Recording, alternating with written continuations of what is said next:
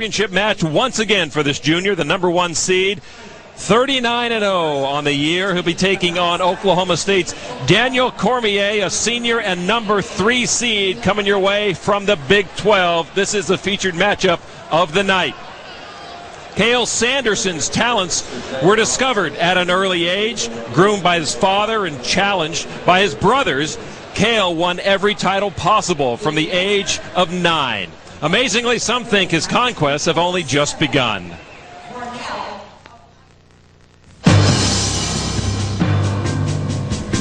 Wrestling has been kind of a family situation, and this is just it was always kind of a way to spend time together and be with one another and do something that we liked. I think I can take a little credit for making him tough. I used to slap him around all the time. I kind of had to figure out ways to compete with them and survive. We were actually close to the same size from the time he was about 6 or 7 years old. I was kind of small and he was always kind of big for his size. And so we spent a lot of time wrestling, and I think the thing that we've been able to do more for Cael than just be a workout partner is kind of help show him some of the things that he needed to do to be successful, as far as working hard and working with the right attitude and working for the right goals. His work ethic and his training habits, his focus, those are some of the things that stand out when I think about Cael Sanderson. He's a one of a kind. I just try and relax and keep my head clear. I mean, I try and figure out what I'm going to do and you know, how I'm going to approach the match. I'm not going to get tired worrying about, you know, what's going to happen, and I just basically go out and go as hard as I can. And what's most impressive about Sanderson, he just seems to move freely around his opponent. Great motion, tremendous balance, and just always moving forward. He constantly attacks. He is a real scoring machine.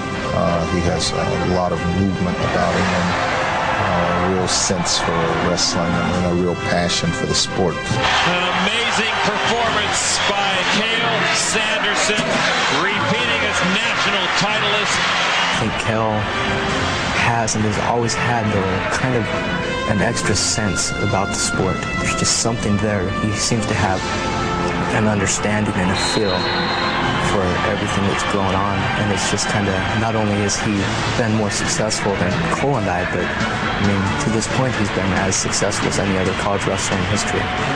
Earlier this season, Cael left his mark on history when he surpassed the legendary Dan Gable's collegiate record of 100 wins without a loss, leaving many to speculate if Cael could be the best collegiate wrestler of all time. Until his career is out, we won't be able to say he is the greatest, but he certainly will rank among the greatest. And if he keeps going at the rate he's going, it could be real scary at the end. And there he is, poised for his 3rd straight national title, 118-0, his career mark. Iowa State's Cael Sanderson.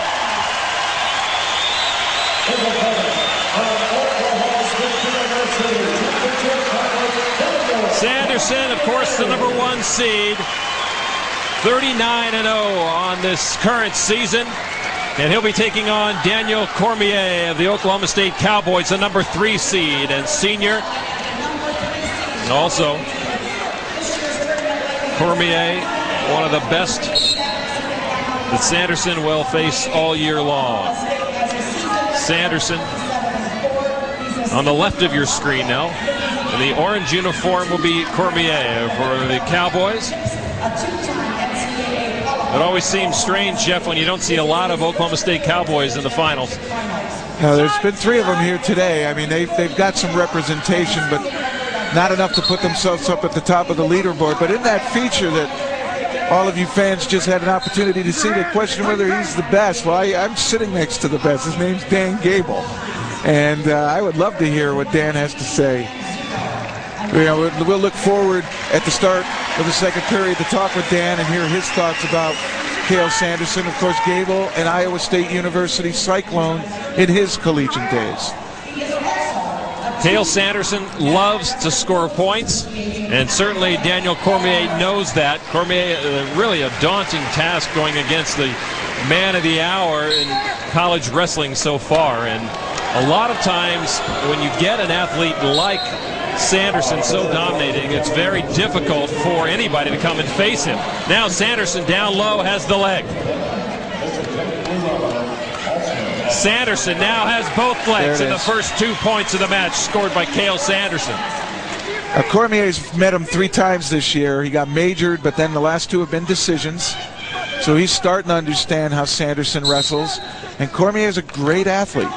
But he said when he faced Sanderson before, he was being cautious, didn't want to make mistakes. He didn't go after him using his own style of offense. And wrestling's about your style. And if you can put your style and impose it on your opponent, generally the results are good. But Sanderson, boy, I'll tell you, great motion. What impresses me about him is he just moves around his opponent. Even though the opponent's trying to stop him, he does it so effortlessly. He's like water traveling to the path of least resistance. Sanderson now building up the riding time. He's got half a minute on Cormier. He's got the far elbow, too. He's got a lot of leverage on Cormier here. If he can keep him in bounds. And look at him. He even risks going across his own back to keep him in bounds. It's a man with confidence. Cormier back up and out of bounds. And Fred Ambrose, the referee here at 184, puts him back to center. John Smith, head coach of Oklahoma State. No stranger to the big mat here in the middle. 2-0, Iowa State's Cael Sanderson on top. Working for his 1 minute of riding time, 10 seconds away from that. Appears all but assured of gaining a little bit of cushion with the riding time. Cormier seems he's got no way out right now. Sanderson, as you said, Jeff, has to keep working to keep that riding time clock running. Well, I think he was going to cut him loose as soon as he got his minute built up, and that's what he did. Look for him now in 30 seconds to try to get another takedown, and Cael will go after the takedown. Under 30 seconds to go. It's a 2-1 lead now for Cael Sanderson. He's so good at holding the head and reaching for the leg, and once he gets it, it's tough, and he does it again. So quick. I don't know if you call that an ankle pick or a sort of modified single where he's holding the head just to make sure he gets to it without the man being able to sprawl. So 9 seconds to go in the opening 3-minute period in a championship match at 184. Bobby Douglas, Iowa State Cyclones. He'll take full credit for all Cael Sanderson has brought to the mat, right? And his dad deserves a lot of it. The Wasatch program kicked butt in Utah. Closing seconds of the first period. It's a 4-1 Sanderson lead. We'll be back with period number 2 and Dan Gable right after this.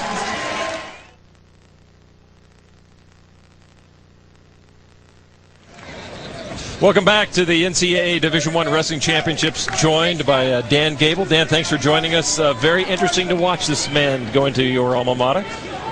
Well, this is the, I kind of lost my voice a little bit. I don't blame you. I'm mostly in the stands, but this is the one young man that's probably got some talent that could really go with him. If his mind's there, and I can see already that because he's lost that first period, he's just a little bit behind in his reactions, and obviously it's but Sanderson does forcing that action. But if there was one thing that Coach Smith wanted to do was to get this young man ready for one match with Sanderson this year, and this is the match right here. So, you know, he's got that opportunity, but he still hasn't been able to capitalize on it just because Sanderson's been on him. And you talked about that single leg or that ankle pick. It's a combination, you're right. It's a kind of a new scoring theory that the real good ones are really using right now. The Brands brothers do this a lot. All you do is have to touch a guy's leg, and you go with their body movement, and then you tackle the other ankle. So all you have to do is touch them about at the knee, and you just carry on in. It's not you're not penetrating yourself; they're penetrating you because you're going with them. So he does this very well, and you end up at the ankle and knee, so there's no defense, and you get a lot of scoring on the edge of the mat. And he does this very well, and because of this, his scoring opportunities are at all times there. Now Cormier is the guy that Coach Smith thought could go with him, but right now he's down 5-1, and obviously if it's a mind game, he's in a bad situation right now. Yeah, I think he's going to be playing it a little bit cautious, and right now he is. I would think he would try to turn up the offense a little bit. And if you don't, that's sort of respecting Sanderson too much. Well, you know, it's like you want to do something yourself, but all you're doing is fighting him. And so basically, you're just depending on counters to win, and that's not going to happen when the guy's got an ankle and a knee. Well, I have to ask you, in the feature about Cael Sanderson, they talked about, is he the best collegiate wrestler ever? Certainly you, with the string of victories you put together, 2 national championships, a disappointing loss as a senior. What's your opinion of Cael in history? I have a tremendous feel for him right now because he just doesn't let up. Right there, he was, you know, the guy stopped him once or twice, and it was the 3rd time that got him. But, you know, he's on track to be the best. You know, that's just the bottom line. You know, there's some things that I did with pins and those type of things, but he likes to do more technical falls and a lot more scoring, whereas I was more of a controlled wrestler. But in his, you know, not to put too much pressure or give him too much credit yet, just from the standpoint that, you know, he wants to go beyond college. So, you know, he's going to have to go on and do some things after that at the international level, World Championships, Olympic Games, and before he's going to be satisfied and feel like he's the best wrestler. But, yeah, if he goes undefeated this year and next year, you know, I think he's got that title. Well, 4 national titles, that would certainly, only one other person's ever done that, Pat Smith. Is there a Larry Owens lurking out there?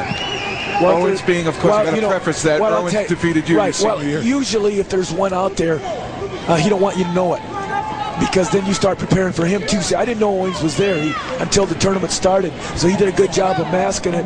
And once he came there, he was pretty much prepared for me, and I was, you know, getting involved in a lot of the things that was going on in the tourney, and I wasn't focused as much as he did. So you're always vulnerable. So if there's a Larry Owens out there, you know, he better not tip it off to Sanderson. One point I had also, Coach, is that he's been so dominating at 84 that you're not going to put your horses, being the other coaches maybe, into that 84 category. You're going to put them up in weight or bring them down in weight. Are you going to avoid a guy like Cael Sanderson as a head coach? Well, I tell you what, the referee called Sanderson for stalling, and he called Cormier, and I'll tell you, there hasn't been much stalling in this match. No.